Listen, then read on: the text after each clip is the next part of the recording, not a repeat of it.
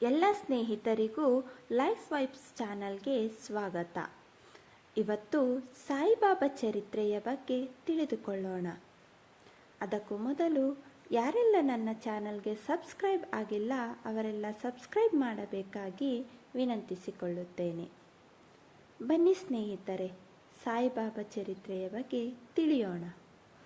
ಶಿರಡಿ ಸಾಯಿಬಾಬಾ ತಮ್ಮ ಭಕ್ತರಿಂದ ಅವರವರ ವೈಯಕ್ತಿಕ ಒಲವುಗಳು ಹಾಗೂ ನಂಬಿಕೆಗಳ ಪ್ರಕಾರ ಒಬ್ಬ ಸಂತ, ಫಕೀರ, ಅವತಾರ ಅಥವಾ ಸದ್ಗುರು ಎಂದು ಪರಿಗಣಿಸಲಾಗಿದ್ದ ಮತ್ತು ಪರಿಗಣಿಸಲಾಗುವ ಒಬ್ಬ ಮಹಾನ್ ಆಧ್ಯಾತ್ಮಿಕ ಗುರುಗಳಾಗಿದ್ದರು.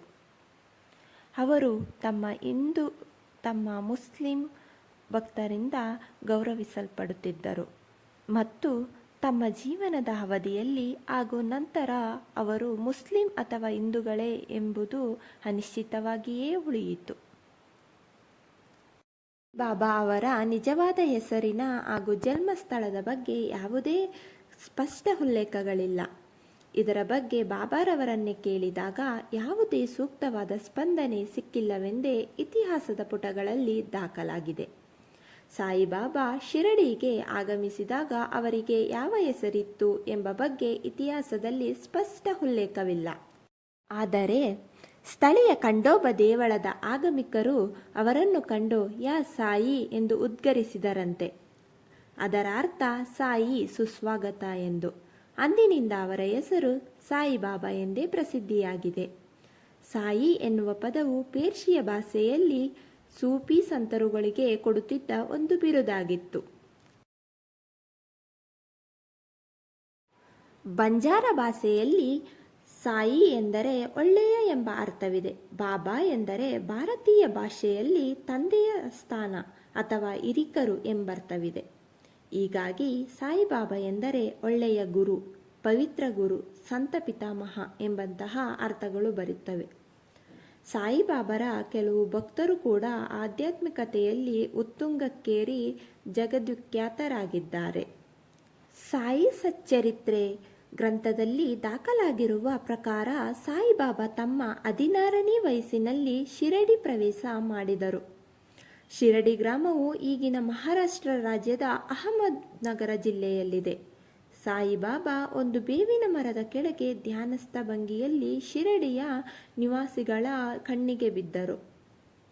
ಬೇವಿನ ಮರದಡಿ ಧ್ಯಾನಸ್ಥ ಸ್ಥಿತಿಯಲ್ಲಿ ಕುಳಿತಿದ್ದ ತೇಜೋಮಯನಾದ ಬಾಲಕನನ್ನು ಕಂಡೊಡನೆ ಶಿರಡಿಯ ನಿವಾಸಿಗಳು ಆಶ್ಚರ್ಯಭರಿತರಾದರು ಮತ್ತು ಆತನು ಯಾರೆಂಬುದನ್ನು ತಿಳಿಯಲು ಮೊದಲಾದರು. ಅಷ್ಟೂ ಸಣ್ಣ ವಯಸ್ಸಿನಲ್ಲಿ ಚಳಿ, ಗಾಳಿ, ಮಳೆ, ಹಗಲು ಇರುಳುಗಳಿಗೆ ಹೆದರದೆ ಧ್ಯಾನ ಮಾಡುತ್ತಿದ್ದವನ ಕಂಡಿದ್ದೇ ಅವರಿಗೆಲ್ಲ ಆಶ್ಚರ್ಯಕ್ಕೆ ಕಾರಣವಾಗಿತ್ತು.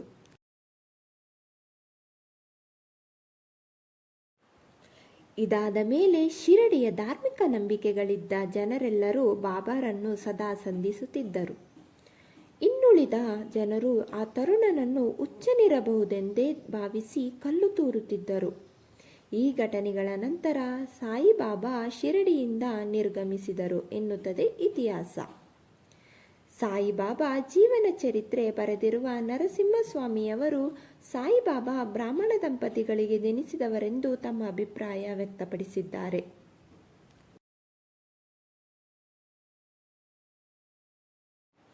ಬ್ರಾಹ್ಮಣ ಕುಲದಲ್ಲಿ ಜನಿಸಿದರೂ ಫಕೀರರೊಬ್ಬರ ಆಶ್ರಯದಲ್ಲಿ ಬೆಳೆದುದರಿಂದ ತಮ್ಮ ಆಚರಣೆಯಲ್ಲಿ ಮುಸ್ಲಿಮರ ಕೆಲವು ಆಚರಣೆಗಳನ್ನು ಒಳಗೂಡಿಸಿಕೊಂಡಿರಬಹುದು ಎಂದು ನರಸಿಂಹ ಸ್ವಾಮೀಜಿ ತಮ್ಮ ವಾದವನ್ನು ಮುಂದಿಡುತ್ತಾರೆ. ವಾದಗಳು ಏನೇ ಆದರೂ ಸಾಯಿ ಸಚ್ಚರಿತ್ರೆಯಲ್ಲಿ ಅಧಿಕೃತವಾಗಿ ಇರುವ ಪ್ರಕಾರ ಸಾಯಿಬಾಬಾರ ಜನ್ಮಸ್ಥಳ, ಜನ್ಮ ದಿನಾಂಕ ಹಾಗೂ ಅವರ ಪೂರ್ವಾಶ್ರಯದ ಸಂಬಂಧಗಳ ಯಾವುದೇ ನಿಖರ ಉಲ್ಲೇಖಗಳು ಇಲ್ಲ. ಮತ್ತೊಂದು ಮೂಲದ ಪ್ರಕಾರ ಅವರು ಭಾರತದಲ್ಲಿ ಸಿಪಾಯಿ ದಂಗೆಯಾಗುವ ಹೊತ್ತಿಗೆ ಅಂದರೆ 1857ರ ಆಸುಪಾಸು ಝಾನ್ಸಿ ರಾಣಿ ಲಕ್ಷ್ಮೀಬಾಯಿಯ ಸೇನೆಯಲ್ಲಿ ಗುರುತಿಸಿಕೊಂಡಿದ್ದರು. ಐತಿಹ್ಯಗಳ ಪ್ರಕಾರ ಸಾಯಿಬಾಬಾ ಶಿರಡಿಯಲ್ಲಿ 3 ವರ್ಷಗಳಿದ್ದು 1 ವರ್ಷ ಮಾತ್ರ ಶಿರಡಿಯಿಂದ ಹೊರಗೆ ಕಳೆದಿದ್ದಾರೆ. ಇದಾದ ನಂತರ 1858ರ ಆಸುಪಾಸಿನಲ್ಲಿ ಶಿರಡಿಗೆ ಮರಳಿ ಅನಂತರ ಶಾಶ್ವತವಾಗಿ ಅಲ್ಲಿಯೇ ಉಳಿದರು ಎನ್ನಲಾಗುತ್ತದೆ. 1858ರಲ್ಲಿ ಬಾಬಾ ಶಿರಡಿಗೆ ಹಿಂದಿರುಗಿದಾಗ ಅವರ ಉಡುಗೆಯ ಶೈಲಿ ಸಂಪೂರ್ಣ ಬದಲಾಗಿತ್ತು. ಮುಕ್ಕಾಲು ತೋಳು ಇರುವ ಮಂಡಿಯವರೆಗಿರುವ ಕಫನಿಯನ್ನು ಧರಿಸಿ ಕಾಲುಗಳಿಗೆ ಶ್ವೇತವರ್ಣದ ಒಂದು ವಸ್ತ್ರ ಹಾಗೂ ತಲೆಗೆ ಶ್ವೇತವರ್ಣದ ಬಟ್ಟೆಯೊಂದನ್ನು ಸುತ್ತಿಕೊಂಡಿರುತ್ತಿದ್ದರು. ಮುಂದೆ ಬಾಬಾರು ಈ ಶೈಲಿಯನ್ನೇ ಅನುಸರಿಸಿದರು. ಅವರ ಈ ಧರಿಸಿನ ಶೈಲಿ ಯಥಾವತ್ತಾಗಿ ಸೂಫಿ ಶೈಲಿಯನ್ನೇ ಹೋಲುತ್ತಿತ್ತು, ಗಮನಾರ್ಹವಾಗಿತ್ತು.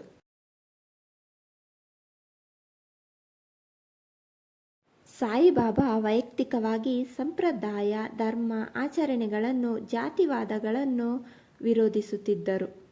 ಯಾವುದೇ ಒಂದು ಧರ್ಮಕ್ಕೆ ಕಟ್ಟು ಬೀಳದೆ ಧರ್ಮಾತೀತವಾದ ವ್ಯಕ್ತಿತ್ವ ಬೆಳೆಸಿಕೊಂಡಿದ್ದರು. ಮುಸ್ಲಿಮರ ರಂಜಾನ್ ಹಬ್ಬವನ್ನು, ಹಿಂದೂಗಳ ರಾಮನವಮಿಯನ್ನು ಸಾಂಗವಾಗಿ ಆಚರಿಸುತ್ತಿದ್ದರು. ಯಾವಾಗಲೂ ತಮ್ಮ ಅನುಯಾಯಿಗಳಿಗೆ ಸರಳ ಜೀವನವನ್ನೇ ನಡೆಸುವಂತೆ ಹಾಗೂ ತಮಗೆ ಇದ್ದುದರಲ್ಲಿಯೇ ದಾನ ಮಾಡಿ ಹಂಚಿ ತಿನ್ನುವ ಭಾವನೆಯನ್ನು ಬೆಳೆಸಿಕೊಳ್ಳುವಂತೆ ಕರೆಕೊಟ್ಟಿದ್ದರು. ಶಿರಡಿ ಸಾಯಿಬಾಬಾರ ಆರಾಧನೆ ಆರಂಭವಾಗಿದ್ದು 18ನೇ ಶತಮಾನದಲ್ಲಿ. ಅವರು ಶಿರಡಿಯಲ್ಲಿ ಬದುಕಿದ್ದ ಸಮಯದಲ್ಲೇ ಖಂಡೋಬಾ ದೇವಾಲಯದ ಅರ್ಚಕರಾಗಿದ್ದ ಮಹಳಸ್ಪತಿಯೇ ಸಾಯಿಬಾಬಾರ ಮೊದಲ ಭಕ್ತ. 19ನೇ ಶತಮಾನದಲ್ಲಿ ಬರಿಯ ಶಿರಡಿಯ ಸುತ್ತಮುತ್ತಲ ನಿವಾಸಿಗಳು ಹಾಗೂ ಮುಂಬೈನ ಕೆಲ ಭಾಗಗಳಲ್ಲಿ ಮಾತ್ರ ಸಾಯಿ ಭಕ್ತರಿದ್ದರು. ಆದರೆ 20ನೇ ಶತಮಾನದಲ್ಲಿ ಸಾಯಿ ಭಕ್ತರ ಸಂಖ್ಯೆ ದಿನೇ ದಿನೇ ಹೆಚ್ಚಾಗುವುದಷ್ಟೇ ಅಲ್ಲದೆ ಶಿರಡಿಯು ಭಾರತದ ಒಂದು ಮುಖ್ಯ ಶ್ರದ್ಧಾ ಭಕ್ತಿ ಕೇಂದ್ರವೂ ಆಯಿತು ಹಾಗೂ ಹಿಂದೂ ಮುಸ್ಲಿಮರ ಸಾಮರಸ್ಯದ ಆರಾಧನಾ ಕೇಂದ್ರವೂ ಆಯಿತು. 1918 ಆಗಸ್ಟ್ ತಿಂಗಳಲ್ಲಿ ಸಾಯಿಬಾಬಾ ತಮ್ಮ ಅನುಯಾಯಿಗಳಿಗೆ ತಮ್ಮ ದೇಹವನ್ನು ತ್ಯಜಿಸುವ ಬಗ್ಗೆ ಹೇಳುತ್ತಾರೆ. ಅಕ್ಟೋಬರ್ 15, 1918ರಲ್ಲಿ ಸಾಯಿಬಾಬಾ ತಮ್ಮ ದೇಹವನ್ನು ತ್ಯಜಿಸುತ್ತಾರೆ.